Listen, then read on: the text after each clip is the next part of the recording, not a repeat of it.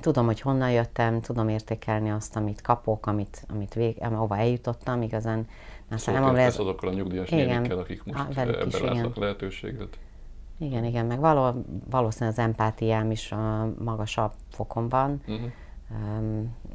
Van, aki azt mondja, hogy igen, érezhető, hogy nekem vannak vidéki gyökereim, amikre én egyébként nagyon-nagyon büszke is vagyok.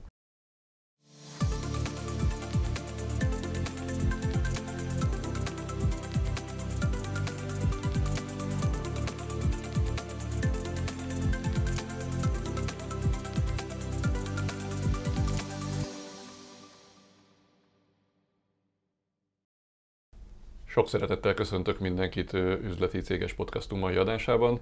Mai meghívott vendégem Samu Tímea, akit már amikor be kell mutatni, zavarba jövök, mert leginkább cégvezetőként mutatnám be, de most már lehet, hogy internetes vállalkozóként is kell, vagy az is lehet, hogy UNICEF kuratóriumi elnökként. Te milyen sorrendben mutatnád be magadat?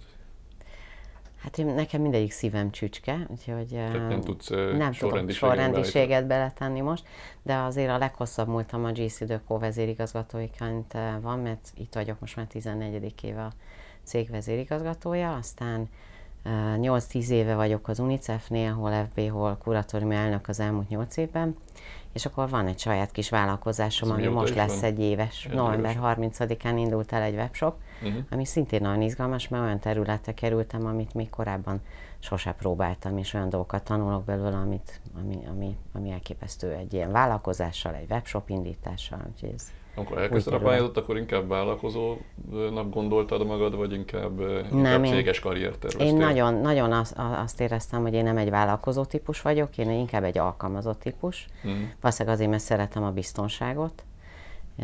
És amikor elindult ez a vállalkozás, akkor pont abba vágtam bele, amitől az elmúlt 20-30 évben mindig távol tartottam magam tőle, de ez meg egy annyira izgalmas dolog, hogy itt kénytelen voltam céget alapítani. Fogalmam sem volt, hogy kell bankszámlát nyitni. Ráadásul meglehetősen sikeres voltál, tehát nem arról van szó, hogy valami nem sikerült és kipróbálsz. Nem, egyáltalán nem. Egy irigyésre méltó karrier áll mögötted, és ehhez képest tűnik úgy, hogy valami újat ki akartál próbálni. Köszönöm. Van erre magyarázat? Talán annyi, hogy kislánykoromban én virágkötő szerettem volna lenni, és a virágkötés és a kreativitás az ott szunnyadóan bennem volt.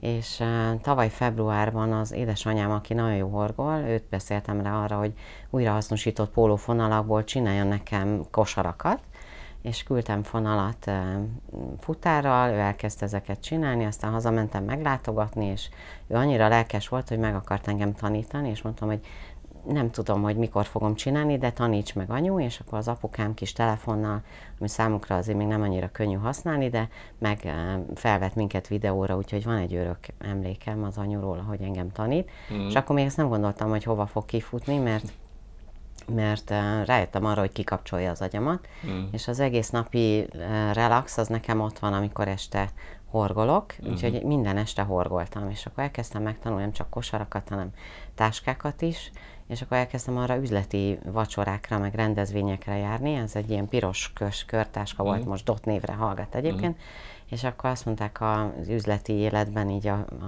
kolléganők, hogy wow, ez mennyire jó, ebből kellene valamit csinálni, és akkor ezt akarom kérdezni, hogy a környezeted nem lepődött meg rajta? De hát nagyon. Nem volt benned az, hogy úristen, mit fognak szólni, engem sok éve cégvezetőként, üzleti vezetőként ismernek, és most odaállok egy ilyen kis horgot. Igen, megmondom őszintén, hogy ez engem nem érdekel. Tehát, hogy ez egy hobbinak indult. Utána, amikor a vállalkozást megcsináltam, akkor ez egy kicsit furcsa dolog volt nekem is, hogy mit gondolnak majd, hogy akkor biztos a Dökóban már nem dolgozom. Egyrészt volt, aki azt hitte, hogy akkor eljöttem a GC Dökótól. Aztán rájöttek arra, hogy ez nem egészen az. Én a szabadidőmet áldozom erre. Rengeteg, és csodálkoznak azon, hogy van szabadidőm. Azért mindenkinek van szerintem, ha akarja. Az időbeosztás Viszont a szabadidőben az ember olyat csinál, ami boldogát teszi, és ami örömet okoz. Nekem ez volt. De azért az üzleti szándék nem volt meg bennem, csak van egy barátnőm, aki meg azt mondta, hogy a kreativitásnak valahol ki kell jönni, próbálj meg ebből valamit csinálni, találj ki magadnak egy márkanevet, aminek van jelentése is, és benne vagy te is. És akkor esténként ezen járt az agyam. A márkanév az La Vie Diane, Azért, mert a la vida az spanyolul életet jelent, a járn az angolul fonalat, és akkor az életfonalát kötögetjük, horgolgatjuk, majd nem egyedül vagyok, és a vida pedig az én családi nevem, tehát középen ott vagyok én is. Úgyhogy édesapám Vida Márton, úgyhogy ő büszke arra, hogy a család nevét legalább egy ilyen cég viszi tovább. Tehát mindig egy picit beljebb voltam, meg közelebb ez a dologhoz, vitt előre. Beszippantott igazából. Beszippantott, és akkor azt mondtam, hogy jó, akkor próbáljuk ki, csináljunk egy webshopot. Én korábban nem használtam nagyon Instagramot, social médiában, ugye én a kollégáim készítik a GC Deco posztjait, tehát nem is nagyon értettem hozzá.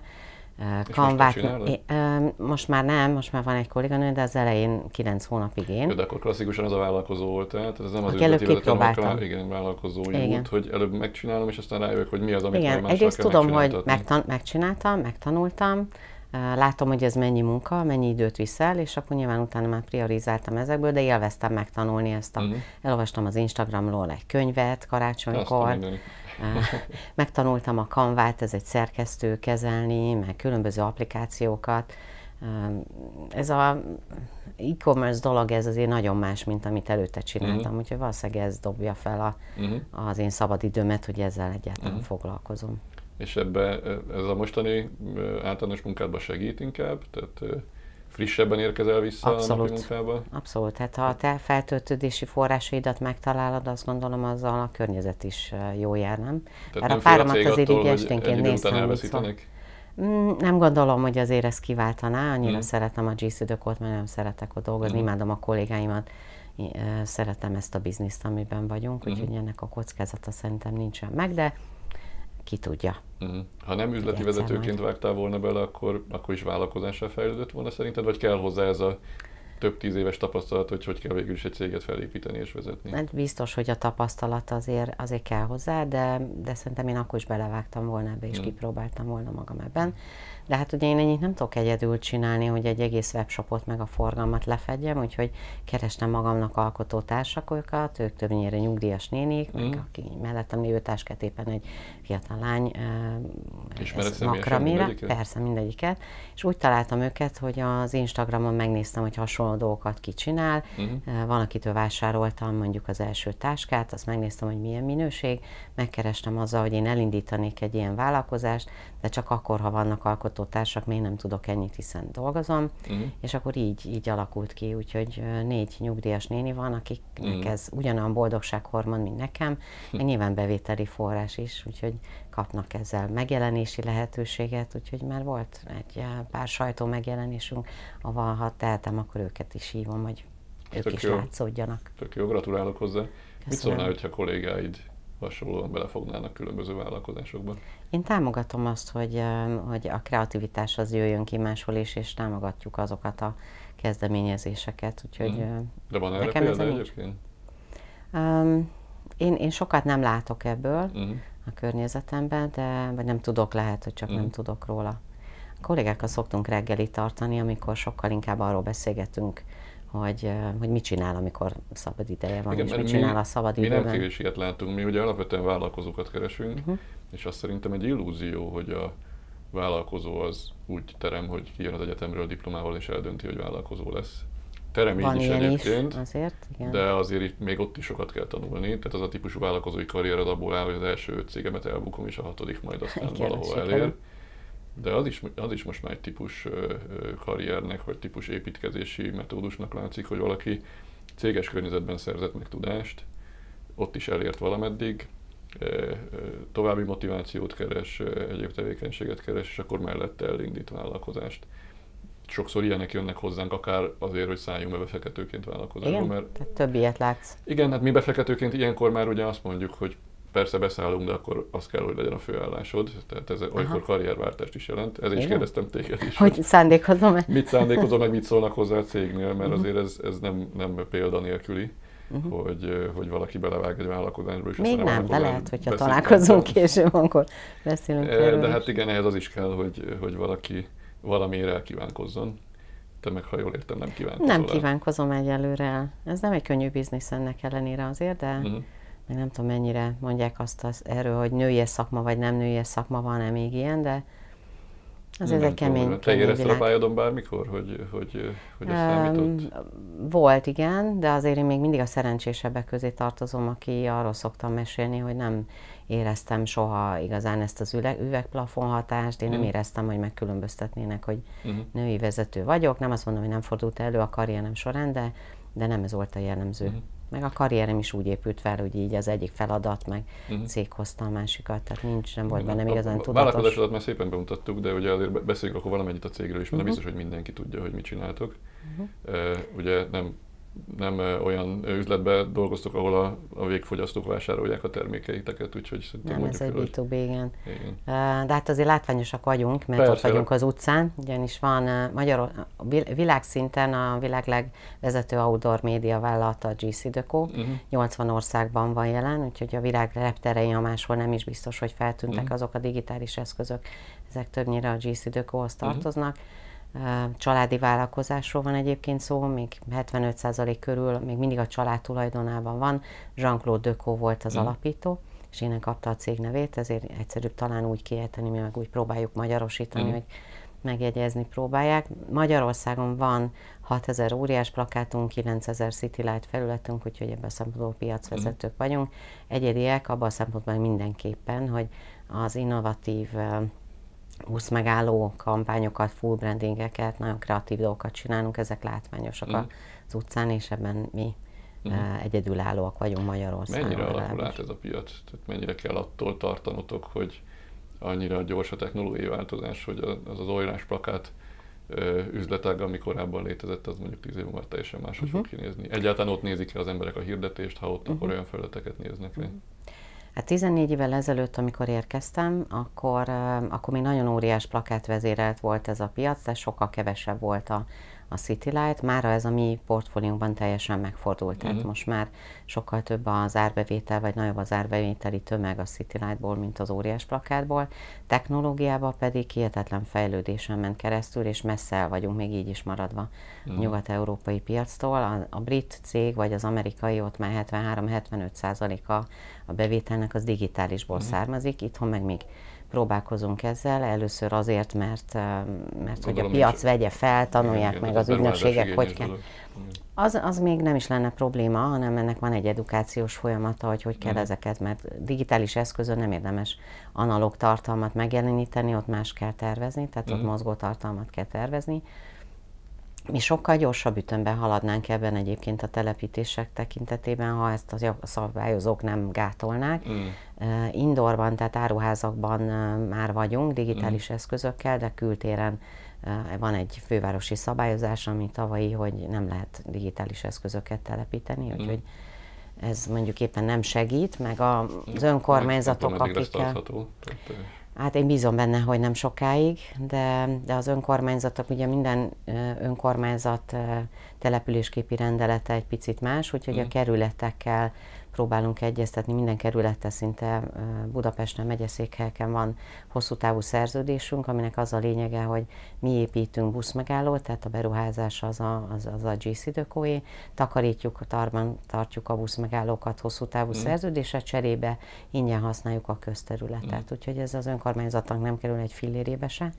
A településképi rendeletét próbáljuk meggyőzni, hogy úgy alakítsa, hogy ezek a digitális eszközök ezek beleférjenek, hiszen utcaképekbe illenek. Az aggódás inkább körül van, hogy mennyire zavarja a közlekedőket, úgyhogy a jogszabályok általában, amikor tiltják ezeket, akkor inkább erről van szó. Nem arról van szó, hogy eluntad magad az alaptevékenységbe, és muszáj volt valami plusz kreativitást találni, hanem alapvetően ott is egy nagyon gyorsan változó, folyamatos alkalmazkodás. Mindig történik valami, és van technológiai fejlődés is, és a Decauval meg egyértelműen lehet, hiszen egy szakmai befektetőről van szó. Amikor felvásárolta a céget, akkor mi annak nagyon örültünk, mert onnantól kezdve indult el egy fejlődés, meg technológiai fejlesztés. Ugye említettük az elején, hogy UNICEF-ben is aktív vagy. Van bármi határterület a cég és az UNICEF között? Tehát a céges tevékenységben tudtok találni helyet az ilyen társadalmi felelősségvállalás típusú tevékenységeknek? Abszolút, tehát az összes felületünket mi soha nem tudjuk értékesíteni, úgyhogy mindig maradnak felületek, amiket az alapítványoknak, többek között az UNICEF-nek, amikor egy 1% van, vagy bármilyen olyan esemény van, azokat tudják használni általunk és velünk és a segítségünkkel. Emlékszem erre a Novella pályázatokra erről mondanál néhány szót, mert rettentően tetszett, hogy nyilván nem profit nyomás alatti hanem... üzleti vezetőként ilyenre is jut időtök. Igen. Az egy tudatos dolog volt. 2017-ben az akkori ügynökségünkkel arról beszélgettünk, hogy mit lehetne csinálni a buszmegállókban, hogy tegyük egy kicsit szórakoztatóbbá a várakozás perceit, és mi legyen az. És amivel persze akkor voltunk abban a folyamatban is, hogy felhívjuk a figyelmet ezekre a City Light-okra, hogy ez egy élő tartalmas médium, és sok mindenre lehet használni, és akkor jött az ötlet, hogy mi akkor a kortárs irodalom mellett tesszük le a voksunkat. Az volt a felhívás, hogy írjanak novellákat. Vagy személyes kötődés is? Hát akkor az irodalomhoz igen, de azért nem ez volt a vezérelv, hanem hogy egy olyan dolgot találjunk ki, ami a City Light-on megjeleníthető, és így jött az ötlet, hogy 3600-4000 karakter az ráfér egy City Light felületre, és a pályázat arról szólt, hogy írjanak novellát, ami 5 perces novellát ebben a kategóriában, nem szűkítettük tovább, amatőr és profi is jelentkezhetett anonim módon, és így mindenkinek nyitott volt a lehetőség, és akkor azt gondoltuk, hogy olyan 250 novella be fog érkezni, és 2500 novella jött az első évben, úgyhogy mi magunk is meglepődtünk rajta, hogy mennyire sikeres, hogy az emberek még olvasnak, sőt, még írnak is, és az első díjátadón azon lepődtünk meg a legjobban, hogy az első 3 között nagyon sok fiatal volt, de a 20-ban is egyébként az első helyezettünkre a mai napig emlékszem.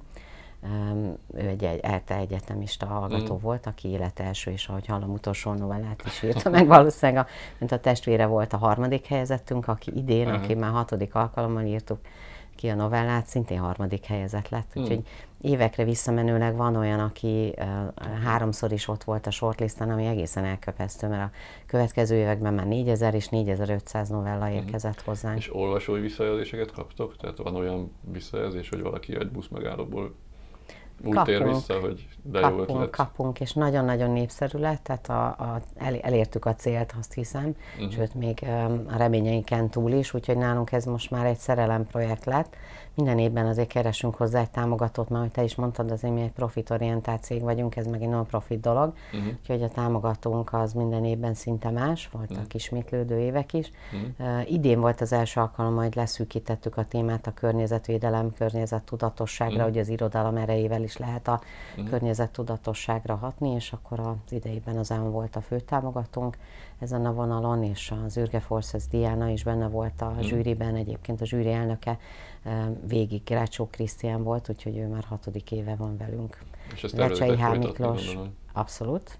Úgyhogy Vecsei H. Miklós is a zsűri tagja most már az elmúlt 2 évben, ő egyébként podcastra is mondja a novellákat, úgyhogy Spotify-on rá lehet keresni is nem kell hozzá tömegközlekedni, a gépkocsiban is, ha reggel jössz dolgozni, akkor meg tudod hallgatni. Igen. Szuper. Vagy ha villamos megállóban nem olvastad el, akkor a 2 villamos megálló között is tudod Spotify-on hallgatni. Mindenképpen kipróbálom. Hogy van ezek után még az UNICEF-re időd? Az UNICEF-ben azért az ügyvezető és a komoly csapati a fő feladat, tehát Mészáros Antónia az ügyvezető, és most már van egy nagyon lelkes csapat, úgyhogy a munkadandár részét azért ők viszik el. A kuratórium és a felügyelőbizottság tagjai pedig az üzleti életből kikerült cégvezetők többnyire, és egy szakmai tudást, meg networköt próbálunk adni a támogatásként. 4 évente van egy kuratóriumi ülés. Nekem egy picit nyilván több adminisztratív munkám is van, mint a többieknek ezzel, meg hát egy tanácsadói szerep, egy segítő szerep, akár GC-dökós, akár más jellegű, úgyhogy azért az így belefér az időmbe, de szerintem annyi fér bele mindenkinek, amennyit akar. Én ugyan azt érzem, hogy a 24 óra nem elég, mert úgy fekszem le, hogy úristen, igen, annyi mindent csinálnék. Igen, nem akarom elvenni a szót tőled, de hát a vezetői készségek egy része az, hogy az ember tudja, hogy mire mennyi időt kell, és hát priorizálni kell, igen. És meg tudni kell delegálni, igen. Kell egy jó csapat, egy erős csapat mögé, de ez nálam is megvan. Lehet így csinálni az UNICEF-et, hogy az ennyi időre fordítás, meg nyilván a saját vállalkozásodat is úgy indítottad el, hogy láttad, hogy egy idő után annyi időt venne el, hogy akkor már más embereket is be kell vonni. Igen, most ebben is van egy kolléganő, aki már a social media részét viszi, hiszen ehhez én nem értek annyira profin, mint ő. Sose volt problémád a mikromanagementtel? Azt gondolom, hogy nem. Én nem vagyok egy mikromanager. Mikor kezdtél el vezetői pozíciókat betölteni egyébként? Mennyi tapasztalatgyűjtés van mögötted? Hú, az sok van, 20-30 évek. Nagyon-nagyon régóta csinálom, ebbe így furcsa belegondolni is. Valahol olvastam bele egy riportot, ahol azt hiszem az volt írva, hogy 26 éves korodban már valamilyen gazdasági vezetői pozíciót. Ez így van. Az egy mély ugrás volt egyébként, hogy ezt úgy bemertem vállalni, mert épp, hogy az egyetem után töltöttem egy pár évet, egy nagy Big Four, Big Six volt még talán akkor, és akkor utána egy pénzügyi igazgatói pozíciót elvállaltam, amelyhez azért még a szakmai tudás is kevés volt, nem vagy a menedzsment tudás, úgyhogy ez egy mély ugrás volt, tehát bátor voltam és vakmerő, de ezen így a mai napig csodálkozom, de bejött, igen, valahogy ezt biztos jól csináltam, és akkor azóta rengeteg tréningen, meg képzésen vettem részt, de a legnagyobb iskolám egyébként ebből a szempontból az a Telekomnál töltött 6 éven volt, mert ott aztán minden volt, ami a piacon előfordult, az akvizíciótól elkezdve bármi. Úgyhogy ott rengeteget tanultam, úgyhogy az a tudás van, amiből aztán utána GC-be tudod, hogy hova mennyi idő, erőráfordítást kell tenni ahhoz, hogy ott az eredmények jöjjenek. Így van, sőt azt is tudom, hogy ma már nem mennék multihoz dolgozni, nekem ez a cégméret tökéletes, és ezt nem tekinted multinak? Hát világszinten az, de azért Magyarországon 100 fővel vagyunk, úgyhogy ez is multi, de azért nem ugyanazok a méretek. Tehát nem. Ma már nem mennél multihoz dolgozni, az azt jelenti, hogy most nem mennél, vagy nem kezdenéd ott a pályát? Nem, szerintem ez egy jó tanulóiskola, jó indulásnak, most nem mennék már, mert nem azért, mert nem tudnám megcsinálni, vagy nem szeretném, hanem egyszerűen az időmet látom, hogy hatékonyabban tudom egy ilyen méretű vállalkozásban. Nyilván a döntési jogkör az nálam van, meg a csapatban, meg a menedzsmentben, sokkal gyorsabbak a döntések, kevesebb a hierarchia, ami egy sokkal leanebb szervezet vagyunk, úgyhogy inkább ezt a részét élvezem, hogy nem kell túl stratégiázni bizonyos döntéseket, hanem egyszerűen dönteni kell, amit meg tudok. Úgyhogy... De ez egy tudatos karriertervezés volt a részedről? Tehát, hogy láttad évtizedekre előre, hogy mi fog veled történni? Nem, egyáltalán nem, bár amikor ezt mondom, akkor nem hiszik el, hogy ez így van. Adott helyzetben mindig jó döntéseket hoztál? Hát valószínűleg igen. Az utóbbi, hogy megtalált egy új feladat, és akkor azt jó érzéssel elvállaltam, vagy és akkor mindig jött egy következő 6-7 év után. Az a típus ember vagy, akinek azért lett karrierje, mert adott helyzetben jól teljesített, és aztán jöttek a lehetőségek. Igen. Bennem az nem volt soha, hogy cégvezető is lennék valaha, még az egyik, ott pont az első ilyen 26 éves koromban a pénzügyi igazgatóként, akkor jött oda egy női felsővezető, tehát az első számú vezető hölgy lett, és akkor sokáig nézegettem, hogy így úristen, ezt nem tudnám csinálni, ezt a felelősséget hogy lehet hordozni, és na tessék, itt vagyok ebbe 14 éve. Mégis most milyen távokra gondolkozol, milyen távokra tervezed? Ez így egyre nehezebb egyébként, egyrészt a korom miatt is, másrészt a 14 év miatt is, úgyhogy nem látom magamat így előre, én a Dökonál látom magamat egyébként továbbra is, de mindig nyitott szemmel járok, és azt látom, vagy azt gondolom, hogy ha valahol máshol van az utam, akkor az majd szembe fog jönni. Ha meg itt van az utam, akkor itt fog maradni. Meg amíg van feladat, ami izgat, és... Én tökéletesen értem, amit mondasz. Valójában az én karrieremnél is pont így alakultak ki a csomópontok, és rólam se hiszi el senki, hogy ez nem egy ilyen, már születésem után tudtam, hogy mi akarok lenni típusú karriertervezés volt. De tökéletesen értem ezt. Szerintem sokat számít az is, hogy az ember milyen háttérrel érkezik. Én első generációs vagyok, egy pici faluban nőttem fel, és szerintem ott ez az embernek ilyen meg se fordul a fejében, és aztán elvégeztem a középiskolát, és Budapestre a közgázra jöttem fel tanulni, ugye? Győrben születtem. És akkor az szerintem utána, tehát hogy nem volt. Ez az eredet, ez kimutatható most a horgolásra és makromékra. Szerintem igen, meg a személyiségemre is azt mondják, hogy igen, azért hatása van. Én tudom, hogy honnan jöttem, tudom értékelni azt, amit kapok, ahova eljutottam, igazán. Szóval kezdesz azokkal a nyugdíjas nénikkel, akik most ebben látnak lehetőséget. Igen, meg valószínűleg az empátiám is magasabb fokon van. Van, aki azt mondja, hogy igen, érezhető, hogy nekem vannak vidéki gyökereim, amikre én egyébként nagyon-nagyon büszke is vagyok, úgyhogy én ezeket pozitívként élem meg. Ezt megértem. Mit tanácsolnál fiataloknak, akik most jönnek ki az egyetemről? És már nyilván egy másik világban, mint amikor annak idején én is Big Four-nál kezdtem a karrieremet, meg te is. Tehát máshogy kell elkezdeni építkezni. De nyilván ők se fogják tudni, hogy 20 év múlva mi lesz velük, meg hova jutnak, de hogy érdemes most elkezdeni építkezni szerinted? Szerintem mindenképpen az alaplépéseknél, tehát én abban hiszek, hogy a tudás, a bölcsesség az korral jár, és vannak olyan szintek, amiket nem lehet, vagy nem is érdemes kihagyni. Tehát, hogy én ma, ha a karrieremen végig gondolok, akkor a jó döntésnek gondolom egyébként az egyetem után a Big Fourt is, mert hogy pont arra volt jó időszak, az a 3 év, hogy én fogalmam nem volt, hogy mit akarok csinálni, hogy mivel szeretnék közgáz ellenére foglalkozni, nyilván az irány az megvolt, de hogy milyen iparág az, amiben szeretnék dolgozni, arról se, viszont a 3 év után azt tudtam, hogy bankszektorban, biztosítónál nem szeretnék dolgozni, ilyen ipar vagy szolgáltatási területen szeretnék, tehát hogy erre jó időszak volt ez. A multikörnyezet arra jó, amit említettem már, hogy ott rengeteget lehet tanulni, nagyon kemény, nagyon munka és időigényes, és a fiataloknál szerintem ez a mostaniaknál az a kérdés, hogy gyorsan szeretnének ugrálni, meg ők nem ennyire kitartóak.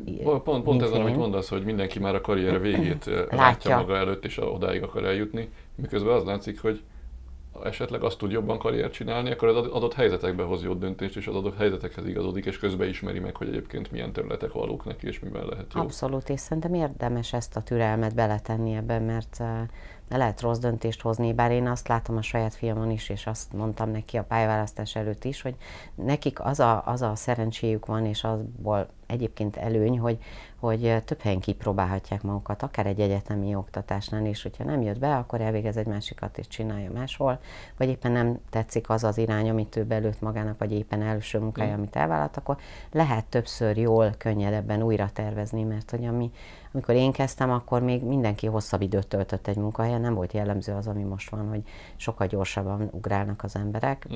Aki mondjuk azért, mert a karrierébe így építi föl, és gyorsan szeretné ezeket a lépcsőket megugrani, az nem feltétlenül tartom jónak, de azért, hogy kipróbálja magát, arra viszont szerintem most jobbak a lehetőségek, viszont nehezebb a pálya, mert nagyon magasak az elvárások, tehát szerintem nagyon nehéz ma kitűnni valamivel, másnak lenni, valamiben jobbnak lenni, sokkal felgyorsultabb a világ, igen.